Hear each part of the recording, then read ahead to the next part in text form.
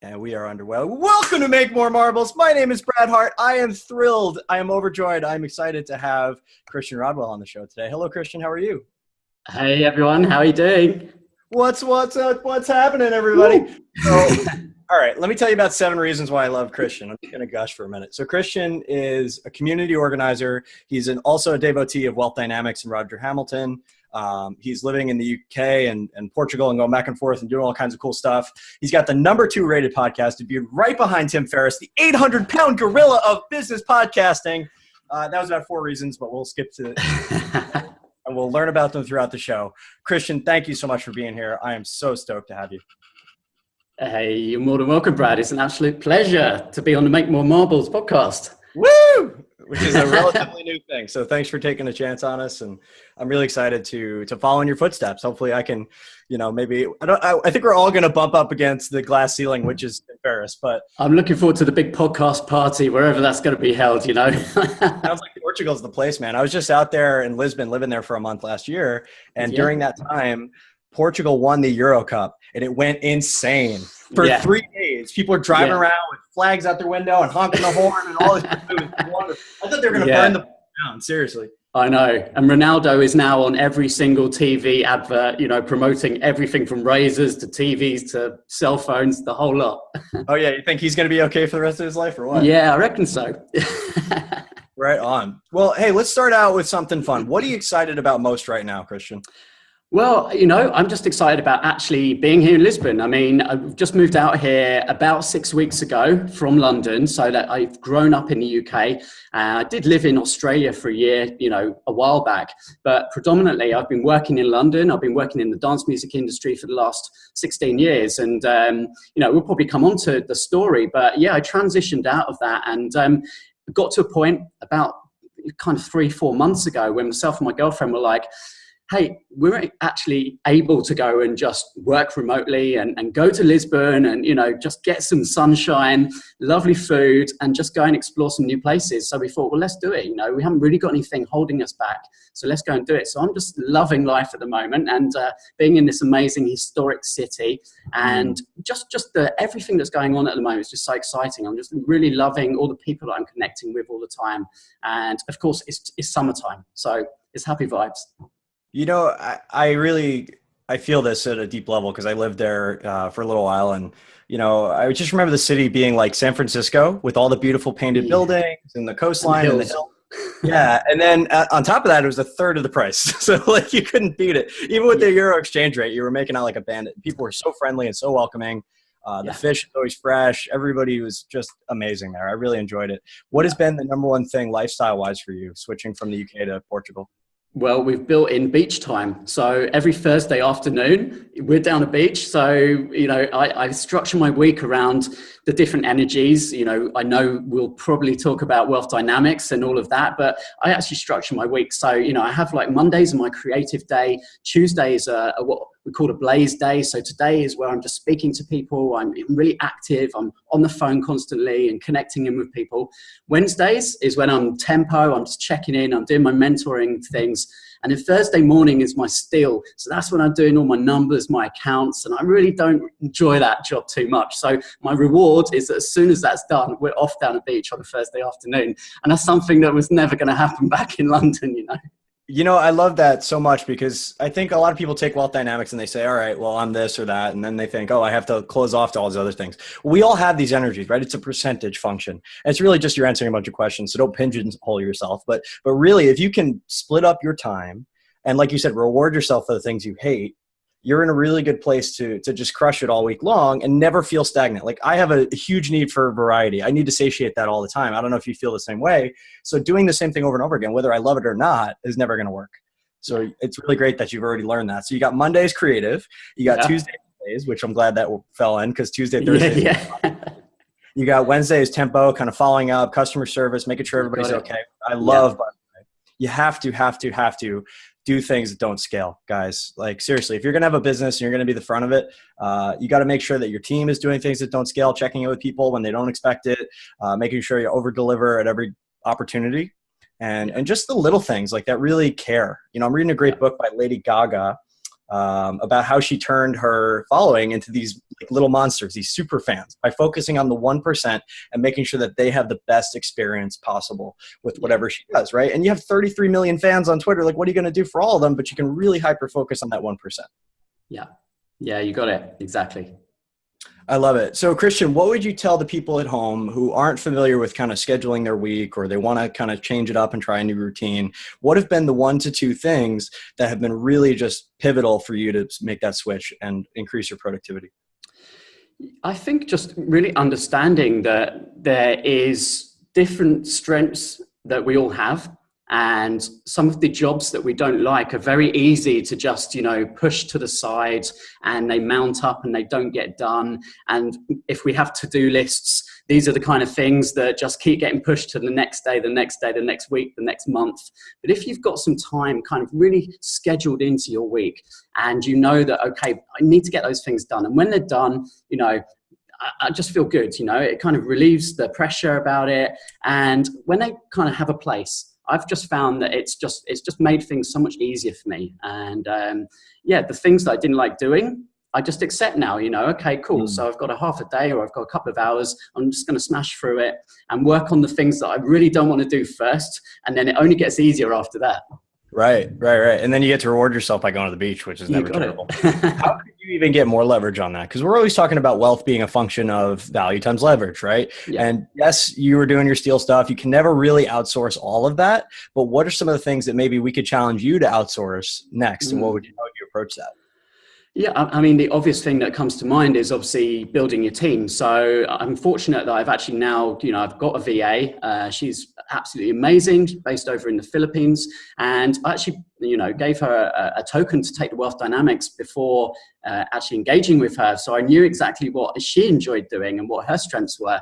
And she's a Lord. And for anyone that's not familiar with the terminology, a Lord is really someone who loves the details and is someone who's really into the numbers, into optimizing and spreadsheets. And that's perfect because she really complements, my side of things, which is more outgoing, connecting with people and deal making, which is my profile. So I'd say, leveraging other people as well and trading off skills. So taking a little bit of the things they don't like and offering to help them with that. And then, vice versa, they can help you with some of the things that maybe you don't really want to have to deal with.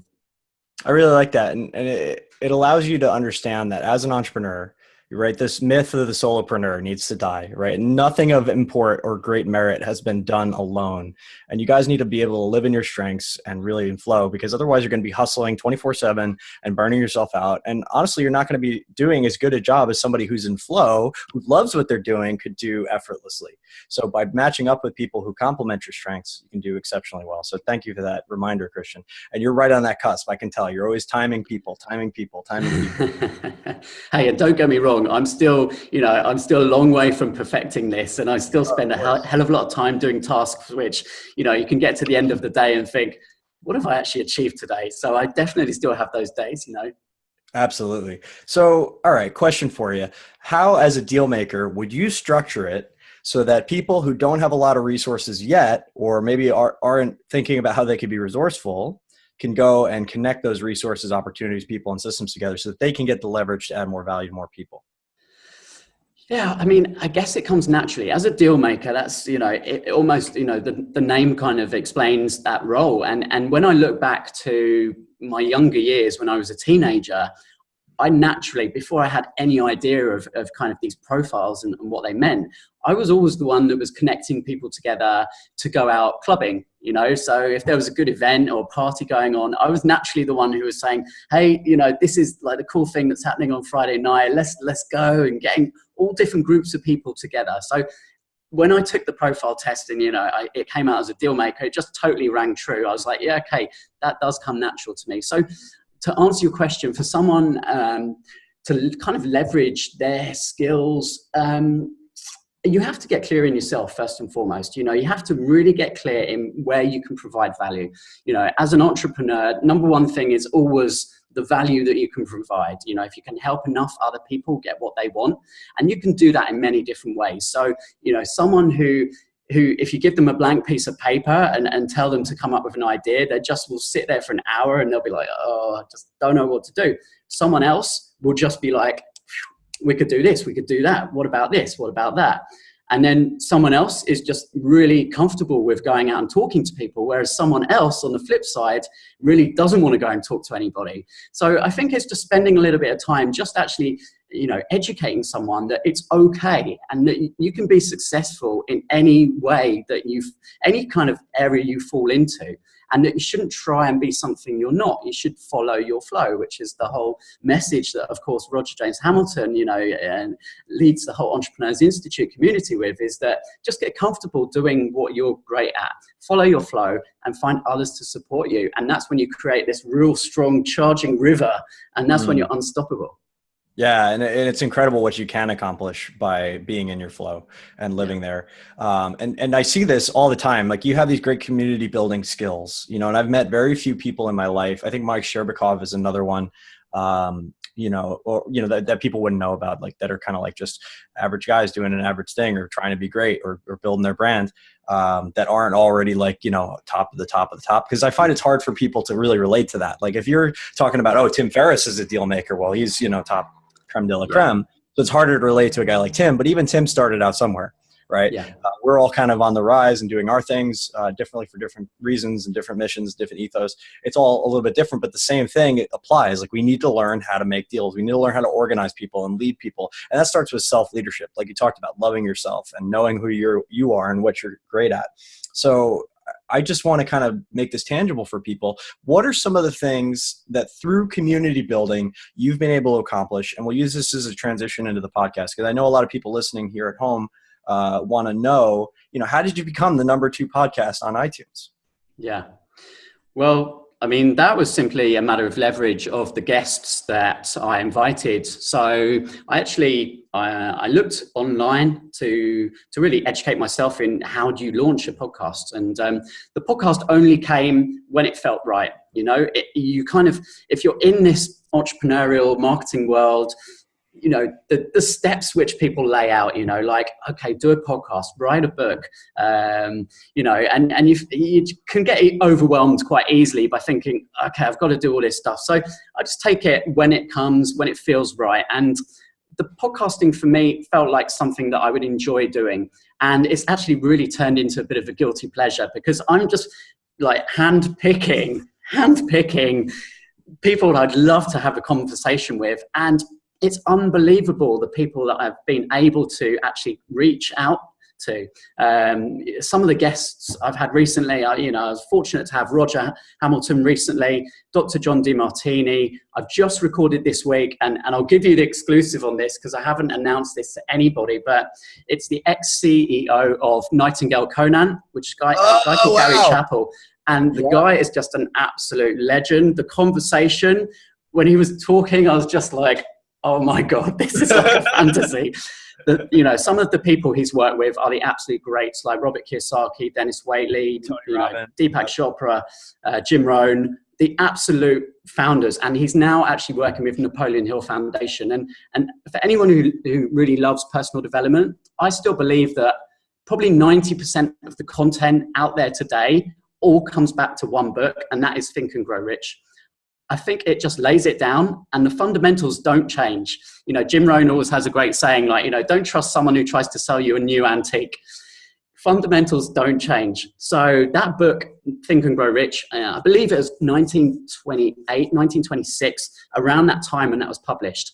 And I just feel that obviously there's many, many amazing entrepreneurs out there now who are sharing great messages, who are building amazing tribes.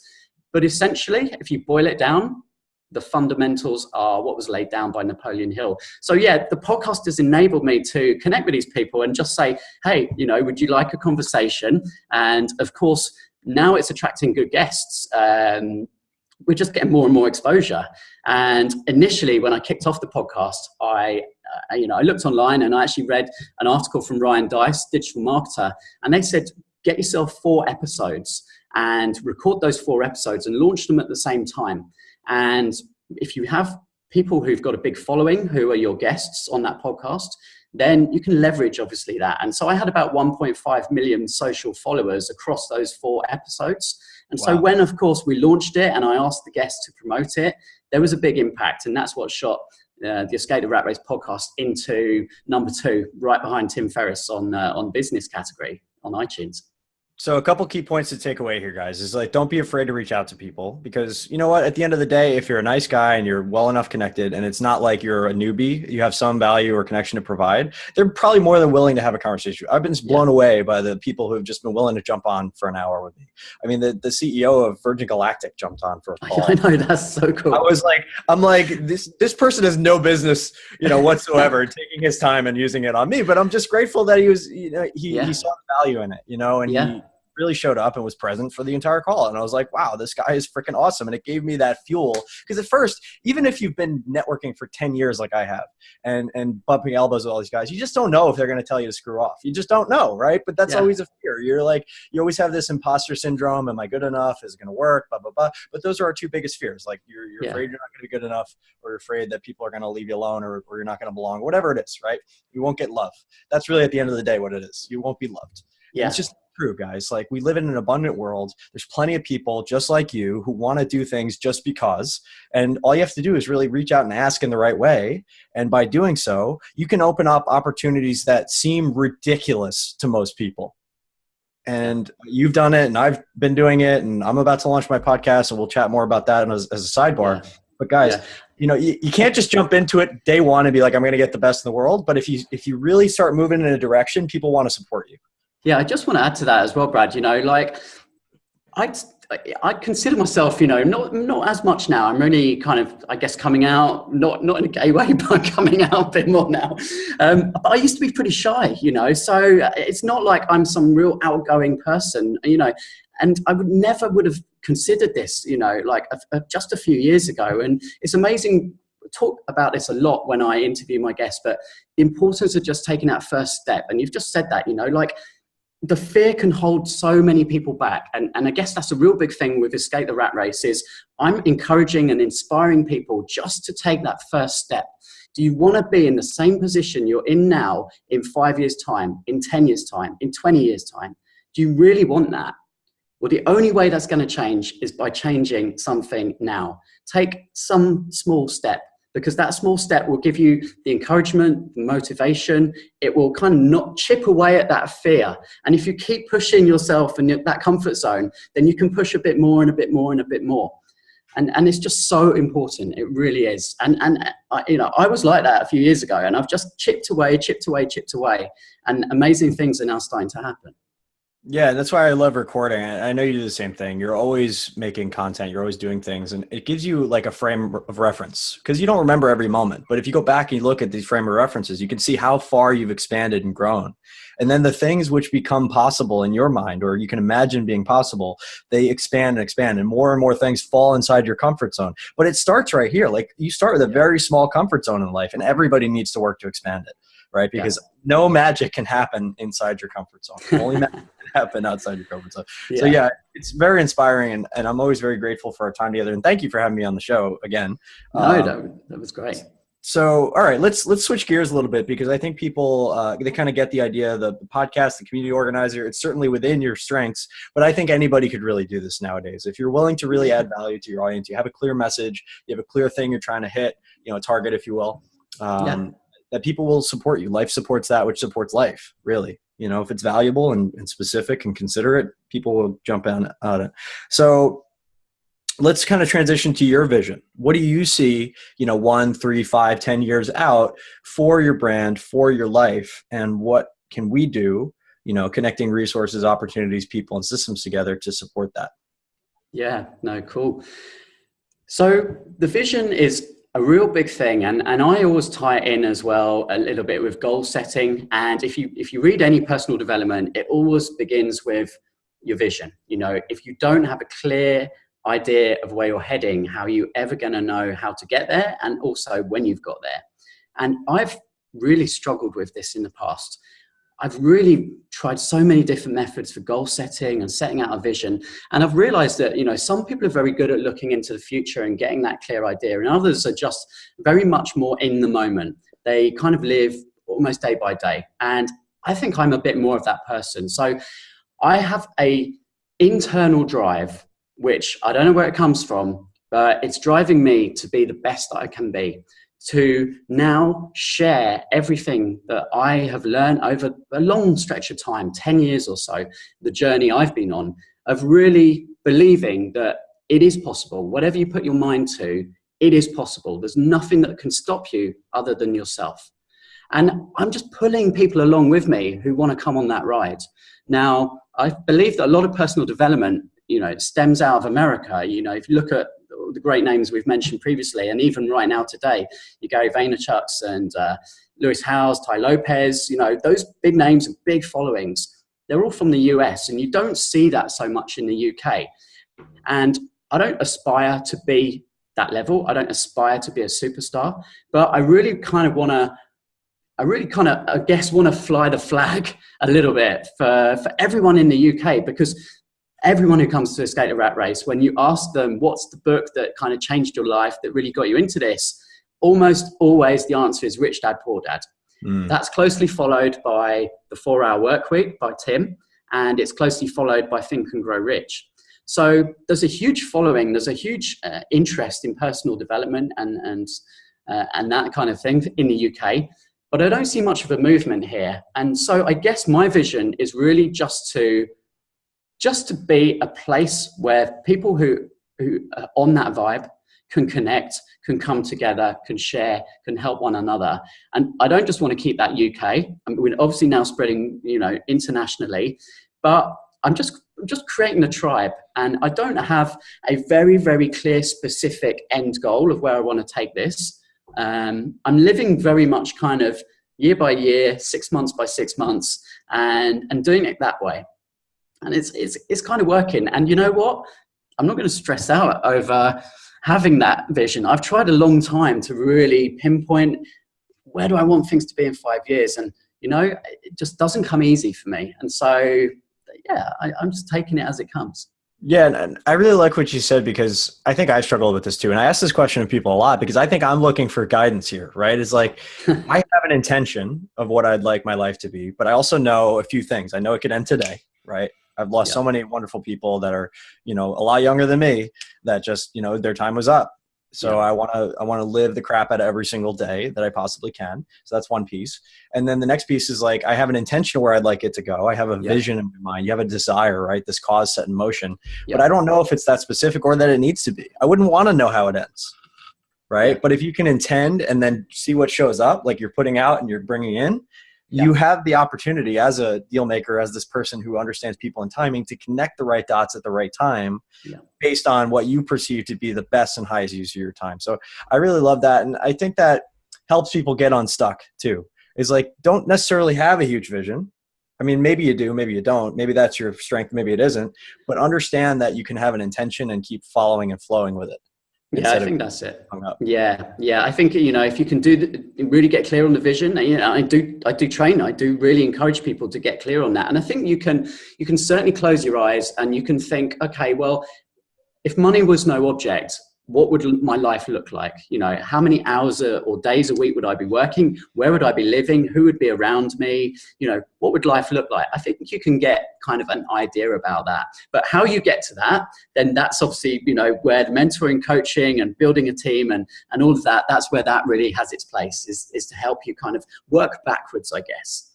Yeah. And honestly, you should be hiring mentors. You should be joining masterminds, because how are you supposed to get the experience and the guiding hands you need unless you have people who have been there before? The mentorship apprentice model has existed since the dawn of time. It will continue to exist because humans are wired to learn and grow and then contribute and lead others towards the similar result that they want.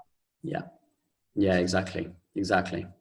So, Christian, you seem to have the dream life that you want, right? And it's not bad or wrong or different than anybody else. It's just what you want, right? What would you recommend anybody do that wants to live life as a creator of circumstance and not just a victim of circumstance? What would be their first step? Like, I'm tired, I'm fed up, I'm in enough pain, and I see enough pleasure down the road. I want to make a change. What do I do first?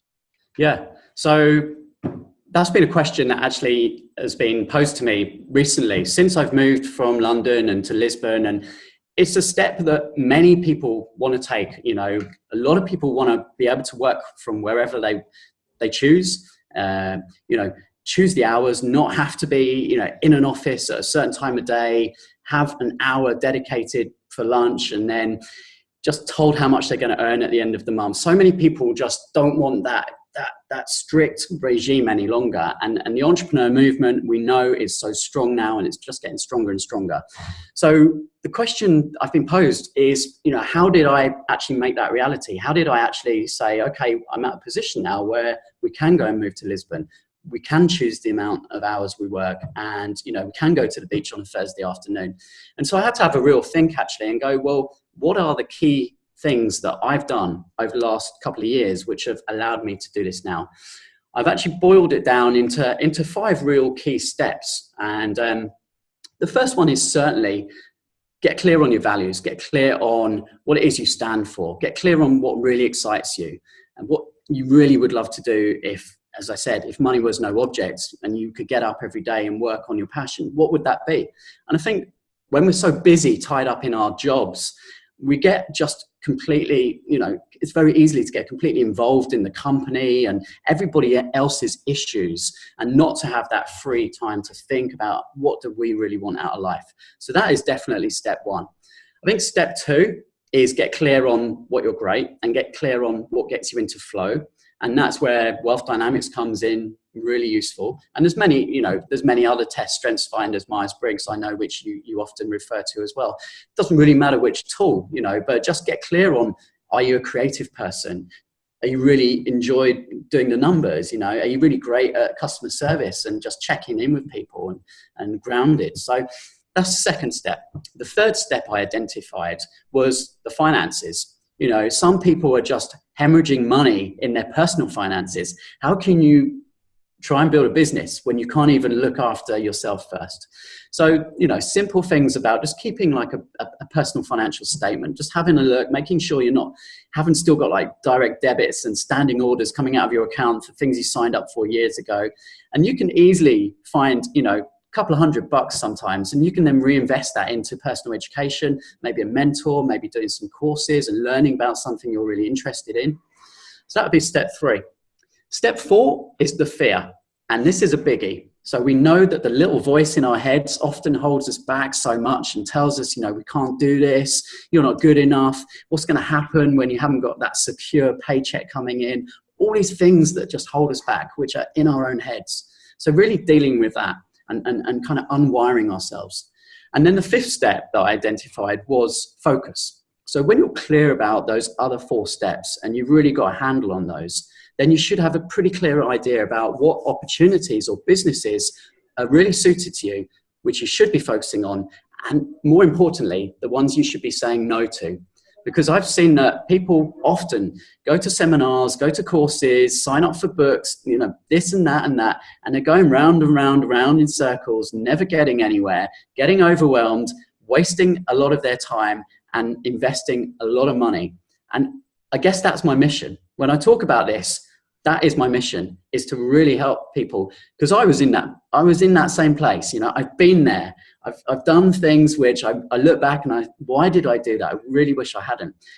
I can shortcut that. I know that I can. You can. There's so many of us that can help people accelerate their journey. Those that are switched on, those that have maybe read Rich Dad, Poor Dad for the first time. If we can get to them, we can say, you know what? We can really help you get there quickly. And so that's what infuses me. And that's why I'm building Escape the Rat Race. So that would be my advice, would be to look at those 5 steps. And, if anyone wants to connect and ask me any questions about that. But those are the steps that I've seen myself over the last couple of years that actually when I've taken action on those things has made the biggest difference. I love that. And thank you for the very detailed and thought out response. I can tell you've thought a lot about that. And, I mirror a lot of that same fire, Mark Zuckerberg had a great quote. He says, the only risk is taking no risk at all. Right. Yeah. It's like letting life kind of just happen to you as opposed to going out there and forging a path, because you can win or you learn, right? You don't really fail at the end of the day unless you frame it that way. Like it's not the end until you're dead. And even that we don't know. Right. So, I just love that. And getting clear on your values as the first step really creates your reality, right? If you're looking at reality and you don't like what you see, well, you got to kind of go back a few steps and say, okay, what am I valuing, which is what I'm believing, which is what I'm thinking, saying, acting, and the habits I'm creating, which are creating my reality, right? You can't just go back and say, oh, well, you know, this one thought or this one thing. It's like, what are you really valuing? If you don't love what you're getting, then you got to start valuing something different. So I really love that. And that's where it starts.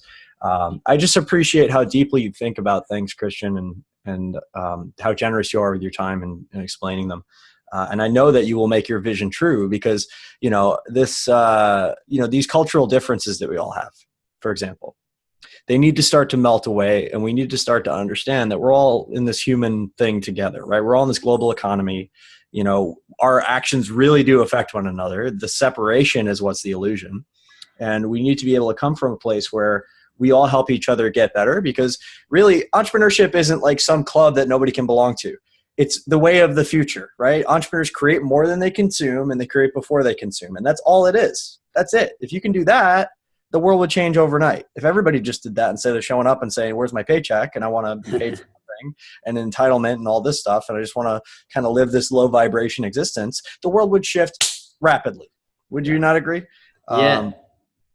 So I don't know how you feel, but I see so much vitriol and hatred and nonsense in the news today, which I tend to ignore most of, just because honestly, it doesn't have any bearing or effect on my life. It's just political power playing back and forth.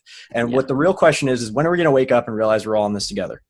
Yeah. Yeah, no, I totally agree. Yeah, the news, the media, we know it's there to sell papers, and I have no time for just focusing on that. You know, I want to focus on what I can change, what I can do, what I love, and that's it. You know, I sometimes feel a bit out of the game because people talk to me about like the news. I'm like, I don't really know what's going on. You know, I'm just kind of like focused on what I want to know.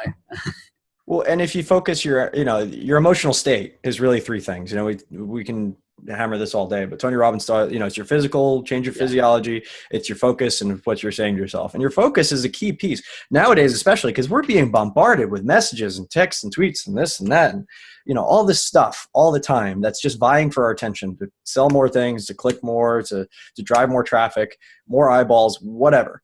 And you have to be really like hyper focused. And I never really got it. Like when Tim used to talk about it, because that was one of the books I read to start, like the 4-Hour Workweek. I read it 7 times before I even met Tim. You know, and like, it's really true. You have to kind of be like this miser of attention. What you focus on. So like, you know, kind of riffing on that, what would be like 3 things that people could focus on, you know, because focus is the number 5 value that you espouse. That above all else, if you focus on these and to the detriment of all others, you could live this kind of, you know, not monastic and no variety whatsoever, but it would be certain that you'd be trending towards success. Yeah. So I just, when you were talking there, Brad, there's a quote actually, which a woman who I interviewed on one of the podcasts, Jackie Tomes, she said, distraction is the enemy of success. And I just love that. That's just really stuck with me, that, because it really is. And, you know, we've probably all heard the focus standing for follow one course until successful. I think Robert Kiyosaki, you coined that one, or you certainly used that one. In terms of my tips, well, I think you only are distracted and only don't focus when you haven't quite found the thing for you. And it's a difficult one. In fact, it's probably one of the main things I see with my community members is that they're searching and they really want to focus on something, but they just don't seem to find the thing that connects, that works for them. And maybe this is the issue. Maybe it's, and again, this makes me think of like an analogy that Keith Cunningham shared once, which I think sums it up really well, is that imagine you're in a shopping queue and you're lining up, you're getting closer and closer to the cashier, to checking out, and then you remember that you've forgotten something. And so you run off to one of the aisles and you go and grab that thing that you forgot. You come back to the queue and you're at the back of the queue again. And then you wait and you get a bit closer to the front. And then you remember something else that you've forgotten. And you run off and you go and grab that again. And you come back and you're at the back of the queue again. And I just see this happening so often. And it's with opportunities, with courses, with, you know, people thinking that property is going to be the route to wealth. And then it doesn't happen quick enough, you know, because they don't stick with it or because something else gets in the way. And so they say, oh, property doesn't work. And they then go and look at Forex trading and devote a few months into that, and then that doesn't generate results quick enough, and so they run off and look for the next thing, which maybe is an e-commerce opportunity. And I just see so many people going through this cycle, and I can understand why people do this. And in terms of focusing, I think the biggest thing is a mentor. You know, in that circumstance, I think the biggest thing is having a mentor who is either going to rein you in or just grab hold of you and say, just keep on doing what you're doing. Don't run off and try anything else. If you just keep on, you're going to see the results. But unfortunately, too many people run off before results come. So I would say a mentor is probably the key thing. Second thing, I think, is just being organized, is just getting up every morning and spending, you know, however long it needs to be, 10 minutes, half an hour, just really getting clear on what your goals and outcomes are for that day. Just jotting it down. And I always like writing stuff down. Obviously, we've got our mobiles and all sorts of apps now, but I think nothing beats just writing it down on a piece of paper and just having that with you, whether it's folded in your pocket, whether it's like a notebook on your desk, but just crossing that stuff off. But making sure that the stuff you're putting down on that notepad really is the most important stuff for that day. Really is going to move you towards your goals for the day, for the week, for the month, for the year. And Jim Rohn, who's one of my favorite, you know, I call him my earliest mentor, listened to Jim to death. You know, he was the first personal development person that I was ever exposed to. But Jim talks about that planning, you know, talks about planning your week, planning your month and reviewing it. And I've actually put together something called the Escape Planner, which is something that I make available to my members. And I'm sure I can make it available to your listeners as well, Brad. And that's just a planner that I use and works really well for me. And it starts you off in the morning, focusing you on the important things for the day. And then it ends in the evening, which I think is almost more important, by actually reflecting on your day. Because we're so busy and we can, you know, get home late at night and just go to bed. And if we've had a productive, busy day, we can just sleep, and then the next morning we're just thinking about the day ahead. We haven't had time to really lock in those ideas, those conversations. And so just taking 5 minutes before you go to bed, just reflecting on your day. What are you really grateful for? You know, who have you really helped today? Who's really helped you? And the biggest question is, what was the biggest idea that I had today that if I implemented immediately would have the biggest impact? And when you think about that, it's amazing some of the gems that you pull out. And as long as you write those down, you can then go back to those at the end of the week, at the end of the month, and they're there, you know, and you can implement and take action on those. That's wonderful, Christian, especially that last piece with the questions. I mean, the quality of your questions is the quality of your life. Yeah. If you were just to ask yourself that one question and then make that a part of your, you know, weekly, monthly, daily, whatever, you know, action steps moving forward, that would be incredible. Like we just had a really wonderful guest, Cameron Harold, on Thursday, who talked about if you could get 3 things done that are really high leverage and momentum and moving the ball down the field every day, 250 days of work a year, 750 things a year, that's more than most people will get done in 10 years. Yeah. In reality, like, you know, if they really aren't focused and they don't have a plan. So like just being able to capture these ideas as they come up, because inspiration is there, right? The spirit is everywhere, right? It's all coming in at all times. We all have desires. We all have inspiration. But if we close ourselves off to that, if we don't capture that when it comes, if we never implement it, well, like life is giving you everything you want and need, but maybe we're not stepping into that. Maybe we're distracted. Maybe we're not paying attention. Yeah. So sorry, just one very quick little thing to add to that, Brad, is I think actually maybe comes from Mark Joyner, Simpleology, you know, which has been going for a long time, and I've kind of dipped in and out of that. But I think one thing I took from that, there's kind of 3 things. I think it has the 3 Ds, like do it, dump it, delegate it. That's a real handy thing to follow. So if you've got a bunch of ideas, if you've got a to-do list, you know, just go through it and say, I'm going to do it. I'm going to do it now. I'm either going to dump it, cross it off and just forget about it, or I'm going to delegate it and I'm going to action, you know, someone else to actually take care of that. So that's one cool thing. The other thing is a dream catcher, which is when we have these amazing ideas throughout the day, which can very easily lead us off in a direction of distraction away from the priority task for that day. Yeah. So whatever it may be, whether it's a book, whether it's, whatever app you use on your phone, I've used Trello, I use Evernote, whatever it is that you use, just have a category, have a folder, call it Dreamcatcher. And so when you have a great idea, just stick it in there under Dreamcatcher and just forget about it. And then come back to it, as I say, at the end of the week, end of the month, and then do your 3Ds and say, okay, actually, was it a great idea? If so, let's do something about it. Or do we get rid of it? Or do we hand it to someone else? So yeah, just sorry, a little extra there that just no, that's mind. Great. This is the thing, Christian, is that all of or any of these could be useful for the people listening at home, and they may or may not fit into their particular strengths. But guys, pick a system, work the system. That's all I'm saying. Like pick, one of these things, because people, like you made a great point earlier about how they go down a road and they never get to the destination, or they keep switching and they're going back to grab that thing, which I'm guilty of in the supermarket, by the way. Everybody hates me on the supermarket line because I always forget at least one thing. But the old maxim rings true. Wherever you go in life, there you are. If you go into this industry and that industry and this industry and this industry, and you're trying to do all these different things, or you're moving around the world and you're just not quite finding your fit, well, the key denominator in all those circumstances is you. Yeah. So nothing changes until you do. Yeah. I just love that reminder. And then it's finally just the last quote that really came and rang true. I think it was, Huckleberry Finn, Mark Twain. I think Mark Twain said one time that there's two important dates in your life: the day that you were born and the day that you find out why. So don't stop digging until you find out why. Yeah, exactly. So Christian, people listening at home, they kind of want to understand also who it is that they're speaking with, right? They want to, more so than just giving of your value and your time. And we all know that, the successes that you've had garner a lot of respect and a lot of admiration.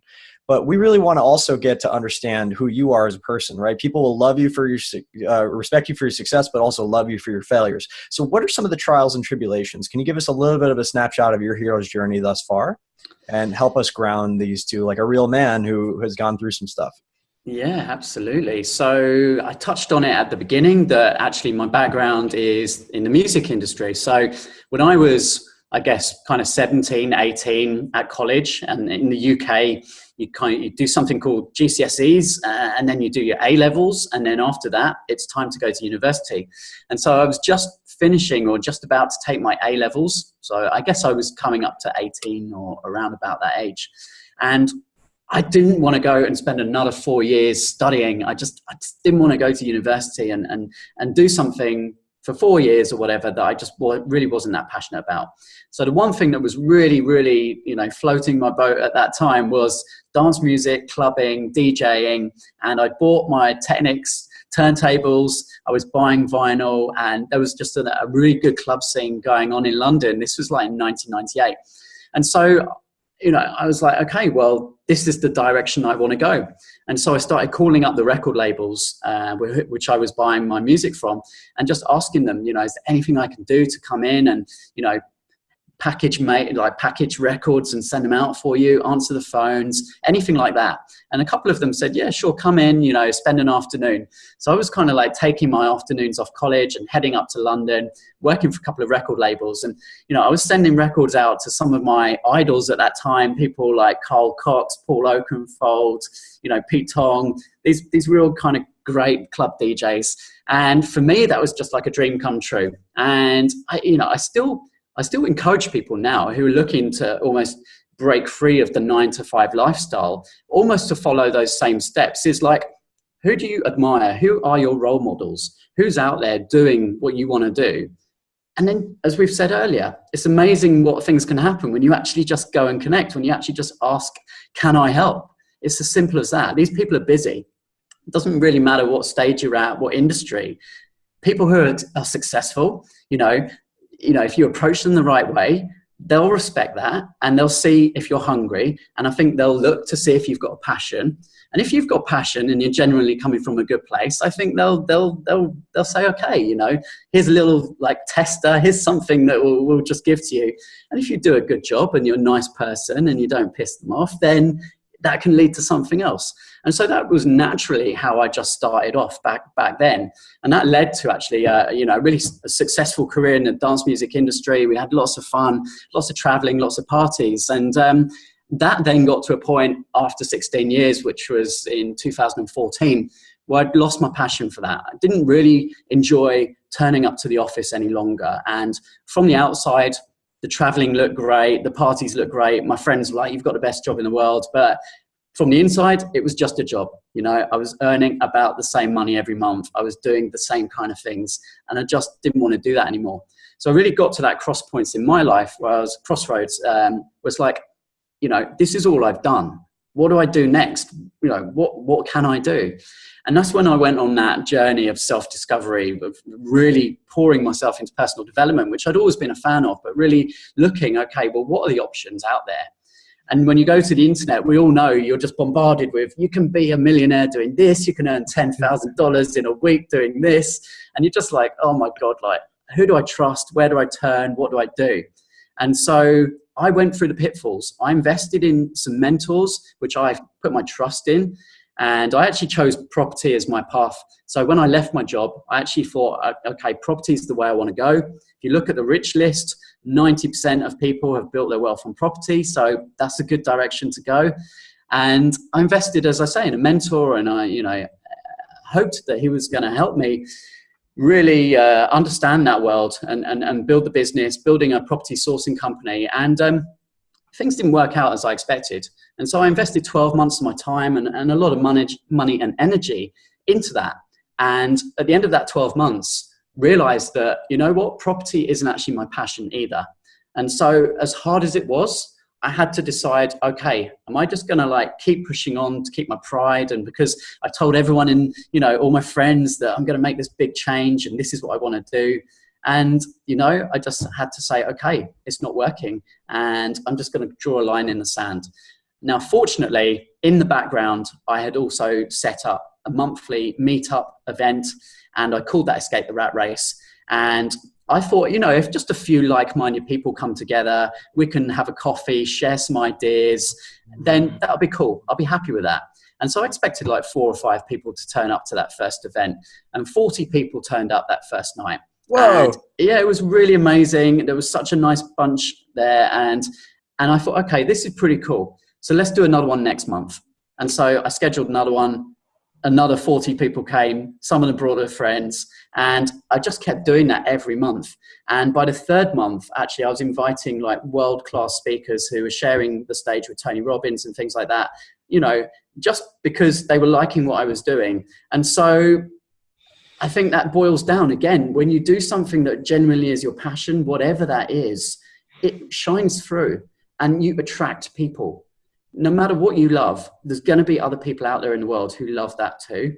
And so no matter how niche you think it is, it's probably better. We know that the more niche you get, actually, the better it is, because it's less crowded and you have almost that stronger following. And so, yeah, there were definitely pitfalls. It's been a roller coaster ride the last couple of years. I won't lie. Times when, you know, finance has been real tough, and I've woken up in the morning, just questioned what the hell's going on? What am I doing? And that's just part of the journey. I genuinely believe now, after speaking to so many successful people, that is just part of the journey. And you've got to be a certain kind of character, I think, to ride through those rough patches. And it comes back again, if you've got a mentor, they're going to pull you through. They're going to help you with that. Yeah. And that goes back to our point initially, is like, stop doing it alone, right? There's so many people out there that if you just ask would be willing to help.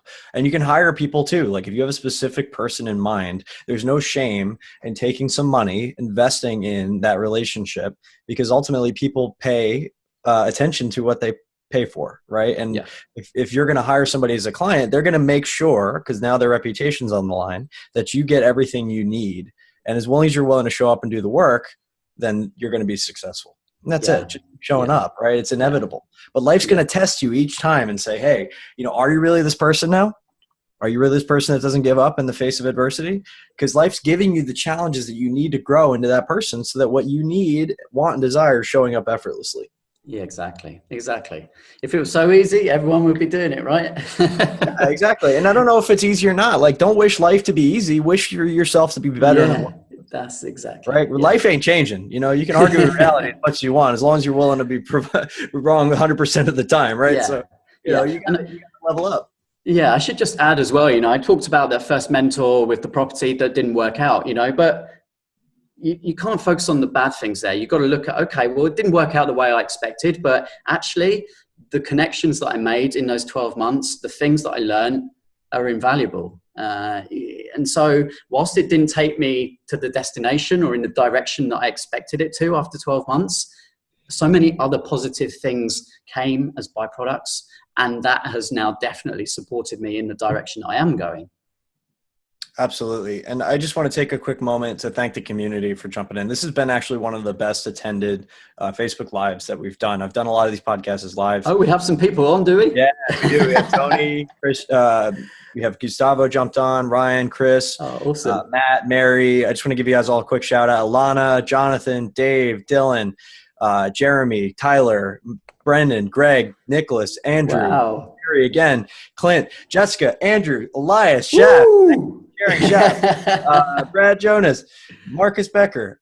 You guys are awesome. Thank you, Joshua. Thank you, everybody, for showing up. If you have any questions, we're going to just take a minute right now to answer some of the questions that people are having. I know it's a work day. I know people are busy, but it's really great that you guys all came out to show our support and to learn from Christian. And these are just, this is like the time. Like, you ever just know when you're in flow and you're just like, this is the thing I'm born to do right now at this stage of my life. And I'm just so grateful. I never, ever, ever stop being grateful for this opportunity to have people like you on the show and to provide, insights and wisdom and kind of dig a little deeper and pull on these threads that pull out these amazing gems that then we could share with the world, because we are changing the world every single minute, every single day. We're shifting something, even if it's just a vibration, right? Even if we just a little ripple. Yeah. No, and it straight back at you, Brad, because I appreciate so much the opportunity to be able to share this with your friends and your community as well. It's a real honor. I love everything that you do, and I'm just so excited for the future and what it holds. It really is, every day is just exciting. Yeah, it's a beautiful thing. So you mentioned you had a gift for the audience as well, the Escape Planner. Where can people find that? Sure. So the Escape Planner, it's actually kind of a little bit of a private gift for my members. So I have to think about how I can quickly make this available. So it's going to be through my website, essentially, which is etrr.online. And certainly if you go on the website, you're going to have the opportunity to do a couple of things. One is to join the Escape the Rat Race private Facebook group. So we've got about 850 members in there, and that's our little private community where obviously we're supporting one another, sharing ideas, helping each other along. We've also got links to the podcast there. So if you go to etrr.online/podcast, you can check out all the episodes and, hopefully subscribe and enjoy that as well. With regards to the Escape Planner, I think the best thing is if you just scroll down to the bottom of the website page, you'll see an opportunity just to enter your name and email, just to join our list. And I'm going to make sure that anyone who joins the list following this is going to get a copy of the Escape Planner. Thank you very much, Christian. And then if people have any connections, resources, opportunities, people, or systems that they'd like to forward your way, because this is the Make More Marbles podcast after all. We're all looking to make more for everybody. How can they get in touch with you? Yeah, just drop me an email. So it's Chris, CHRIS @etrr.online, or you can go to Facebook /Christian Rodwell and just add me as a friend and then drop me a message there.